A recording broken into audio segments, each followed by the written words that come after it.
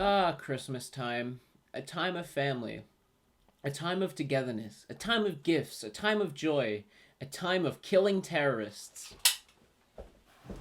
What was it you said before? Ah, yes, now I remember. Zippy-ki-yay. Motherfucker.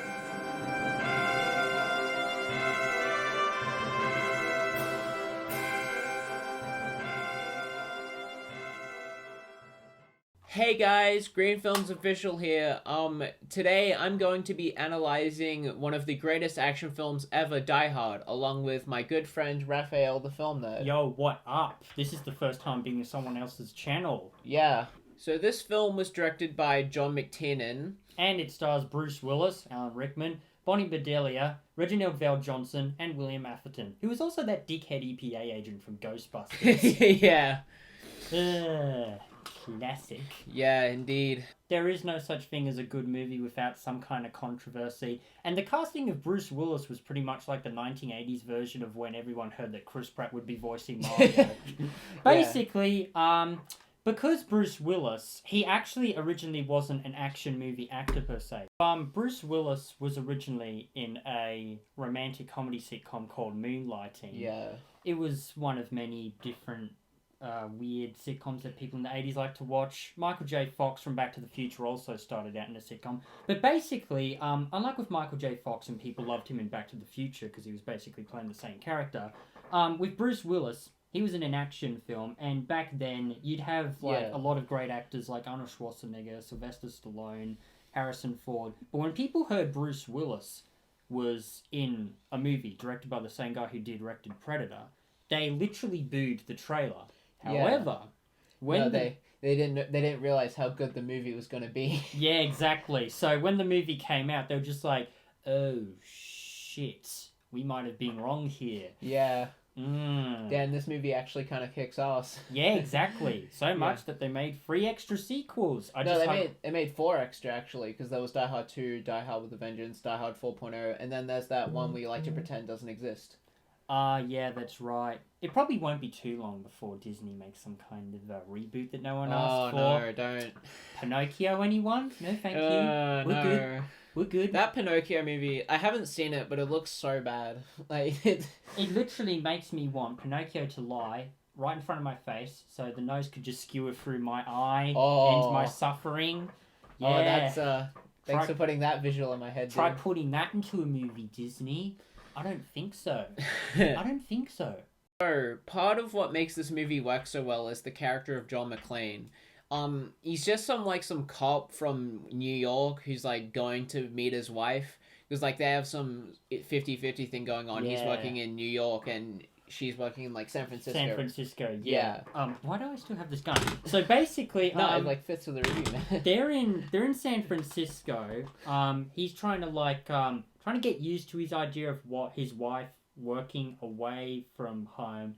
But, tensions kind of build up between the two. They don't end up talking for a while. Unfortunately, while he's basically off sulking in the bedroom, that's when the German terrorists come in. Yeah. The evil German terrorists. They're so evil. Their leader is Alan Rickman. And fun fact, Alan Rickman, Die Hard was actually his first on-screen role. Before then, he was really? Yeah, he was just doing British theatre up until that point. The casting director basically said, "What about Alan Rickman?" And everyone was like, "Who the hell is Alan Rickman?" Now we know who the hell Alan Rickman is because he's been appearing in all those Harry Potter films. Yeah. But yeah, so yeah, he's sort of he didn't plan to go and kill terrorists. He was just, he was in, as all the promotional material says, the wrong place at the wrong time. Exactly, and no action film up until that point had done that. Yeah. There was no accidental, "Oh shit, I'm in the wrong place at the wrong time. Oh well, I guess I'll get a gun." And what makes it exciting is he has to make do with what he has and gain resources and weapons as the film goes on. Exactly. Yeah.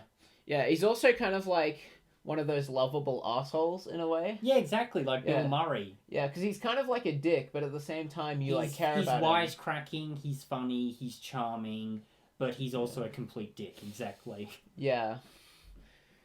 But yeah, I just thought that part was just so interesting. Yeah, And it's just like, you know, he likes. Would you say he has like a character arc in this film? I'd say he has a type of character arc. He goes from like 50-50, nah, I don't really like my wife working away, and then like he goes all the way back up to. By the end, he basically remembers why he loves his wife. Because he's basically worried that she could die. Although here's another thing that's different about other action films up until Die Hard. Did you notice that the damsel in distress actually wasn't portrayed as weak and powerless? She actually ends up acting as like a kind of negotiator for the other victims, and even has like the guts to basically stand up to Alan Rickman, both when she demands to let other prisoners go to the toilet in the film, and also later on when she helps John to yeet him off the building. But yeah, she's not like Princess Peach, who's just, Mario, I've been kidnapped, save me. She's actually I'll give you some cake for free. Yeah, but she actually manages to be strong in the ways that she can be, instead of just, John, help me. Now that I think about it, is Princess Peach basically becoming like a femme boss now in this upcoming Mario movie? I haven't seen the new trailer yet, but she literally looks like the bride from Kill Bill. Yeah, she is being voiced by Anya Taylor-Joy, so it makes sense. Yeah, Anya Taylor-Joy's like damsel in distress. Nah, I ain't digging that. Ain't digging that at all. The bad guy. Oh yeah, I like that they're actual characters and they're not just there to like fight Bruce Willis and be slaughtered. That one guy, one henchman, like he's basically doing his job at first. Then he finds out his brother's dead.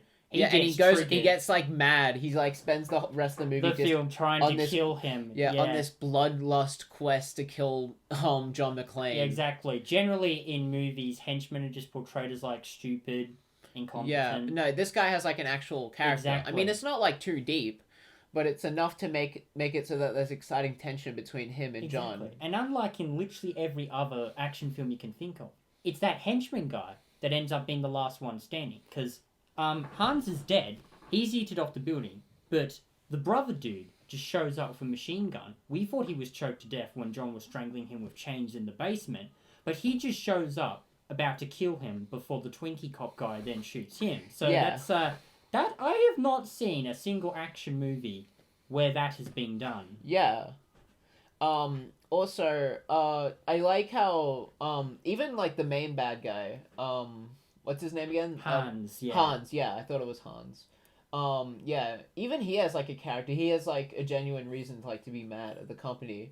Yeah, exactly. Yeah, I mean, it's kind of invalidated when what he does is way worse. And he's like he's very funny as well, like as a character. Like there's one part in the film where he's like, terrorists? Who said we were terrorists when they clearly are terrorists? So, you know. Yeah, you even mentioned it at the start when he's like, what was it you said to me before? Yippee-ki-yay, mother. Can't say that word, but he's like a big sulky baby with a high IQ in a two-piece suit, Joke's so funny, even John McClane laughed. Yeah, exactly.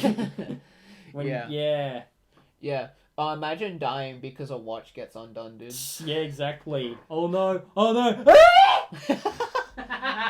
Well, you know that building, right? Yeah. The Nakatomi building, I think it's called. That was actually a new building that Fox, the studio... They built that for the movie? Oh, it was actually a building that they were using as a new studio. It was under renovation by the time that they were making the film. And basically, every single floor you see...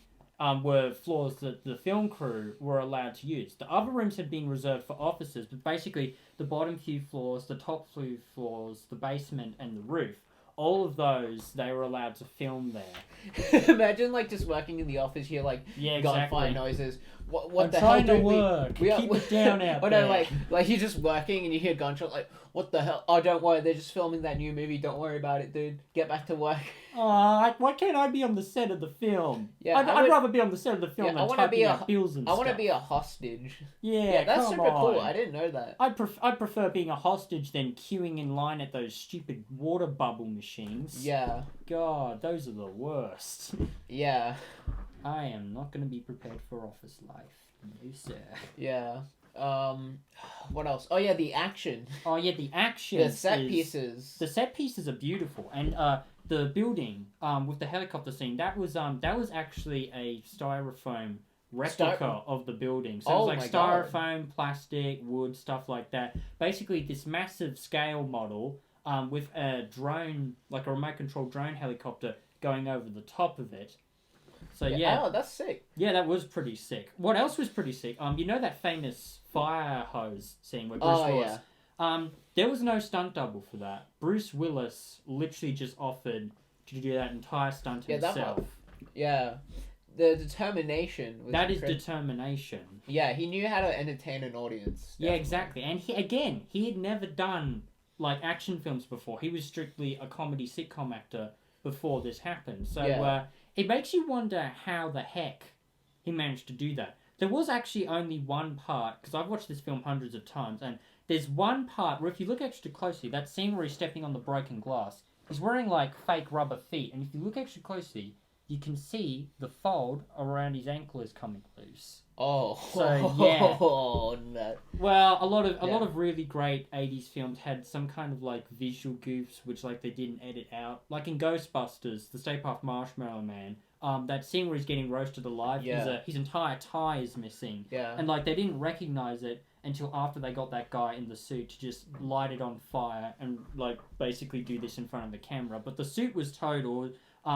The building model he was hanging onto had practically been burnt beyond recognition, and they didn't have time to do a second shot. Oh, so, that makes that scene even more tense. That makes it more tense. Sort of like how... And I would not... I feel sorry for the guy who played the Stay Puft Marshmallow. Yeah, it's like in the Mission Impossible movies, the reason why those are so, like, terrifying is because Tom Cruise is actually doing those stunts. He broke his ankle doing the newest one. He actually broke his ankle? Yeah, Tom Cruise broke his ankle, like, jumping a building in Mission Impossible. That's nasty. And they keep the shot of him breaking his ankle in the movie. He's just like, hey, that's not fair. I injured myself doing that. Oh, yeah. God. Yeah, God. Well, what did you think would happen, Tom? That's what you get for being a Scientologist. But yeah, anyways, Bruce Willis was kind of like the Tom Cruise of his time. Yeah, pretty much, yeah. He was Tom Cruise before Top Gun. I also like his personality, like when he meets Hans for the first time and he pretends to not know know it's him. And like Hans actually doesn't know that it's him. Oh, well, he pretends he doesn't know it's him. Yeah, but he shoots, and then Bruce Willis is like, oh, no bullets. What are you, stupid? Yeah, they both pretend they don't know each other. It's hilarious. Yeah, they both think they have the upper hand. They kind of do, they kind of don't. Yeah, also, like, when he's, like, killing that guy with the chains. Oh, yeah, that was nasty. And, like, he thought he'd be dead. No, he's there. Yeah. He dies in the end anyway, but still, he's there. Yeah. Yeah. You can't let things like that slip by in an action movie. It's actually, like, I'm surprised with what they're able to get away with, because this movie is only M, which is, like, PG-13 over in America, but there's a lot of, like, really, like, bloody violence. Exactly. There's a lot of blood. Yeah. And, I mean, just the look on that dude's face when he's getting choked with the chains was enough to make me get squeamish the first time. Yeah. But yeah, I think this movie is R over in America, but... America are so sensitive about their R movie but the thing is, like... there. Yeah, the thing is, though, like, you can show all the, like, really violent movies. Like, Jaws is only PG over in America. Yeah, exactly. Yeah, but then if you say the F word twice, your movie gets rated R in America, with some exceptions. So, like, one, that's alright. But then if you say two, well then, disgraceful. You're dead. You're dead meat. You're dead meat in the film industry. And we're coming after you. We're coming after you.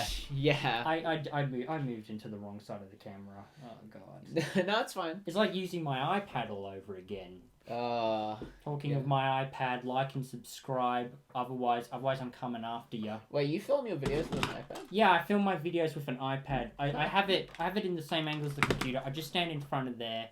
I look into the center, but the center never actually pays attention to my face. So I'm just kind of awkwardly standing there. It shows like this side half of my face. It looks like I'm looking to the side, but I'm actually looking at the center. Yeah. That's just the kind of thing I have to work with. It's kind of embarrassing, but pluses and minuses, I suppose. I kind of like prefer when action movies are more violent, because then I feel like that adds more stakes. It feels more realistic. It feels more tense, and you kind of connect with the characters more. You're like, crap, I hope this guy doesn't die in the same way that guy died, him being the main character and all that. Or I wonder how this villain's gonna die, you know. Yeah, because you watch some toned down M-rated action film, like people getting shot with no blood. Like, yeah, exactly. Like the or original, if it's like a tiny bit. like the original Indiana Jones, you know, that's pretty tame by today's standards. Yeah. Yeah. Yeah. Or what about the scene where the faces are melting though? That's pretty. Yeah, bad. that was like that was literally the most violent part of the movie, but Yeah. it was surprisingly violent. The rest of it felt pretty tame though.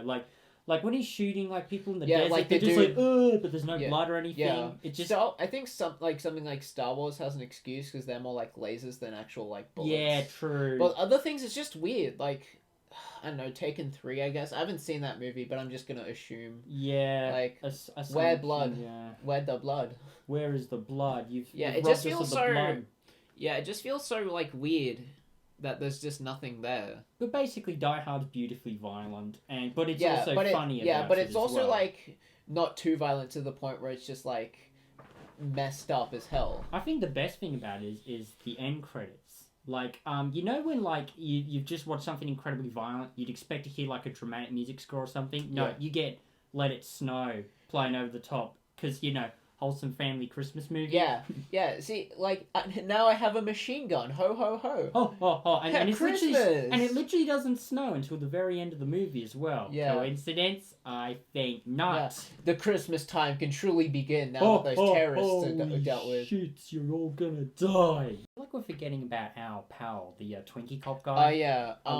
Wait, he didn't like do a whole lot, but he was kind of like that support character. Yeah, like, the comedic he was- relief yeah, support. he was the character. motivation because he was like checking on Bruce Willis. Yeah, after a while. exactly. Like, and like when the FBI and stuff show up and they're like, you know, this guy could be a terrorist. You can't trust him. He's like, nah, the stuff he says, the way Yeah. he talks, he's a good guy. Yeah, and like, but it kind of built tension because you didn't know if he was like, John would soon have to deal with both the police and the terrorists. yeah, exactly. Actually, that would have been cool. I think the film should have done that. In a sense, on the rooftop, he kind of had to deal with both because, like, the dudes in the FBI helicopter was shooting at him. Oh, yeah. But he was like scaring the other Yeah, well, I of mean- the hostages into going away. He just says like, Yeah, "Get down!" He's firing a machine gun up in the Yeah. air to like draw them back But yeah, downstairs. while But they'll yeah, be it safe. also, but yeah, it kind of shows how reckless John McClane is, though. Exactly, because like if there's one thing we've seen from a lot of action movies, the main protagonists, no matter how good they are reckless. Yeah, well, yeah,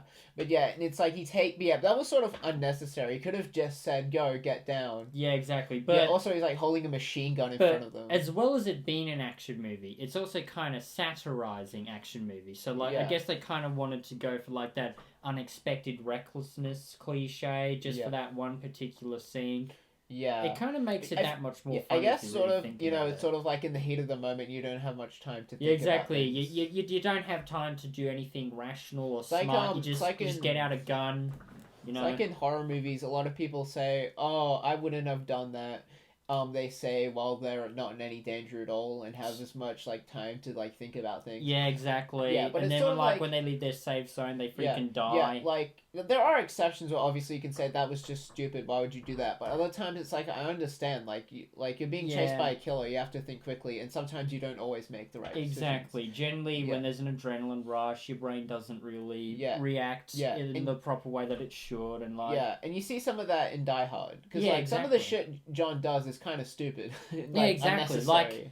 like if you were in a right state of mind, you wouldn't just grab a fire hose, tie it around your waist, and jump off Yeah. the building like it's a bungee cord. Yeah, like how do you know that shit isn't gonna like snap or like? Exactly, because realistically, it would Yeah. snap. But in this movie, because it's an Yeah. action and a comedy film, it didn't. Yeah, but or something bad would happen, like it would rip or something. Yeah, exactly. Or in the very least, you get a nasty rubber burn across the chest. Oh, But he was covered in bullet holes and Yeah. blood throughout most of the film. So yeah. there's Oh yeah, that also adds to the tension. Dude is getting like injured all the time. Exactly, because like realistically, if that was you or me, you'd probably be dead, or in the very least too injured to severely do in- that anything. injured, like you'd have some like need to be in like a wheelchair. Yeah, or you'd be something for walking the rest of around your like, life. ow, crap, this Yeah, hurts. you'd be I like can't Walt do- I Jr. can't do You shit." need crutches the rest of your life. That's me, Dad. I almost died in this building, and now I have crutches, Dad. Yeah. Yo, when's breakfast? I want breakfast. talks about breakfast, leaves the episode. Yeah, I'm leaving now. The breakfast discussion has been done. Yeah. Yeah, it's been done alright. It's been done to death. Yeah. I have not seen a single episode of Breaking Bad where there isn't some kind of breakfast connection with that guy. Yeah. And we've gone from talking about Die Hard to stuff that isn't Die Hard again. God, Yeah. this is basically turning into a live action podcast. Anyways, like say Jurassic World Dominion, I like that movie, but the characters don't really get hurt all that much. You can say that the comment section will kill you. No, people don't really like Jurassic World Dominion. Yeah. Oh, are you saying I can't say that I like right, it? because yeah. Well, there's already an entire video on this channel explaining why I like it, so I think it's too far gone at this point. Yeah, true. But yeah, one criticism I do have with that movie is that the characters don't really get hurt. They're just like superheroes. Because, like, in every other film, they do get hurt in some way. Yeah, and it's just sort of like, I feel like characters need to get injured or at least challenged in some way. Pain is a sense of realism, you know? Without pain, it doesn't feel it just realistic. makes it feel like they're untouchable. It makes it one of two things. Tension. It makes them immortal or it makes them cartoon characters. Yeah, I think they're not either of those. Yeah, the only time, I think, a movie where the main characters don't really get hurt and it actually works is like The Shining, because The Shining is less about the acts of violence and more the threats. Exactly, more of the psychological torture and harassment. Of ghosts and things like that. Yeah, because if you actually noticed, Jack doesn't actually hurt either of his family during the duration. He just kills that one guy. Yeah, Dick Halloran. But then he doesn't actually. Yeah, but anyways, that's an exception. We're getting off track again. Damn it! Yeah, I feel like action movie directors, injure your protagonists, please, for the love of God. Yes, please do that. And if you think about it, Die Hard was like one of the earliest action comedy films, and it would go on to spawn other action comedy films in the future. You think of movies like Last Action Hero by the same director. Have you seen that? I've seen bits of it. It's a very good movie. One of my personal favourite action comedies is Hot Fuzz, which is the Edgar Wright one with Simon Pegg and Nick Frost. Cornetto Flavors trilogy. Yeah, that's right. That was the second installment of that. And then there are a bunch of bad ones like Tropic Thunder, and ones that either try too hard or try too little and just put like really bland, outdated humor in it, and like it ends up tanking box office wise. But you don't get that with Die Hard. No, you don't get that with Die Hard because it basically created that genre of film. Yeah, and also it's genuinely funny. It's genuinely funny, and it also spawned multiple successful careers. Like Bruce Willis, he's not acting anymore because like he's got brain cancer recently, which is something like that. Yeah, it's pretty sad. But basically, he's done all sorts of amazing films like the Fifth Element, The Sixth Sense. I think I said those in the correct order. Unbreakable. And what else? He was in Red. Have you seen Red? I haven't seen Red. He's in Pulp Fiction. Oh yeah, he was in Pulp Fiction, and he was great in that. Yeah, he was great in that. And we're forgetting Over the Hedge, best role of his career. That was sarcasm. What about the Gorillaz music video? He was in a Gorillaz music video. Yeah, he like chases after the gorillas with like a gun. Oh God, I've heard of Gorillaz Law, but that's ridiculous. Yeah, I think he's hired by like the boogeyman to go after them. He was hired by the mother of all contractors, more like. How much was he paid for that? I don't know, probably heaps. Probably heaps. But I miss when Bruce Willis would do his own stunts. Now he remember in movies like Reprisal, he has a body double for like doing things like a hand movement. And even if you look extra closely in Die Hard 3, that scene where he's like driving through Central Park, if you look closely, you can see that the stunt driver looks nothing like Bruce Willis. Yeah, but I miss when he would do his own stunts. Exactly, because like he wasn't like super fit like Arnold or something. It's like the holy trinity of what makes an action movie work. Likable protagonist, they get injured, and a main actor does their own stunts. Exactly, and like they take that last one, scrunch it up, throw it out the window, basically. Yeah. Yeah. Overall, Die Hard, very great movie. It is very, very great. But yeah, I think it's definitely one of the best action movies ever. Best Christmas movie ever, too. It's a Christmas movie. It counts as a Christmas movie. Well, Bruce Willis doesn't think so. Well, that's just $1 million paid actor's opinion. In my opinion, it is a Christmas movie. Yeah. But yeah, it's just really great, dude. They're trying to reinvent the Christmas action genre with that new movie. Violent Night. Violent Night. And it's yeah. got David Harbour. Yeah. Jim Hopper from Stranger Things. Yeah, as Santa Claus. That actually looks kind of entertaining. Yeah, I might watch that. I might go see that. I'll think about it. The trailer looks intriguing. But basically, I know this isn't really my job, but thanks for watching the video. Yeah, thanks. Hit that like button. Yeah, subscribe to my channel if you haven't already. Also, go subscribe to his channel. Yes, he makes good videos. Yes, when I'm not doing memes about Breaking Bad and stuff, which I would say I should stop doing, but it's like half the reason. It gets views. It's the reason I'm at 40-something subs at the moment. Yeah, I don't think I've ever done a meme video on this channel. Like, I think I've had memes within videos, but that doesn't really count. Yeah, but I haven't done individual memes. It's multi-genre, I think is the word for it. Yeah, but yeah, he does very similar videos to mine. He's reviewed some cool stuff. He reviewed this film called Babylon, or a short film called Babylon. An Aardman short. It was pretty screwed up, but basically... Same people who made Wallace and Gromit. Oh no, Gromit! I think our cover's blown. The police know we're murderers now. Oh no! But basically, if you're into forgotten horror short films, things like that, I know he does a lot of that stuff. Yeah, check that out. Also check out. Well, you're already checking out this video if you're on his channel, so I can't really say check out his channel, but yeah, subscribe, like the video, and subscribe to him. Merry Christmas and a Happy New Year. Yeah, it's gonna be a very happy New Year when that Mario movie comes out. Yeah, except for Chris Pratt. Yeah, voice. I like Chris Pratt, but no. I'm starting to get used to his voice, but it hasn't kicked in yet. Yeah, no, why not just get Charles Martinet? Yeah, Charles. I mean, he's in the movie, so why not? Just get him to do Mario. I mean, if they really want him to drop the accent, it could happen. Yeah, Mario will be voiced by Chris Pratt. He's so cool. Yes, he's cool, and he's Garfield now. I do not see that at all. No further explanation. Just he's so cool. I just remembered that we are getting off track. Merry Christmas. Yeah, Merry Christmas. Happy... and sub. Yeah, check out his channel. I think we've said that 9 times.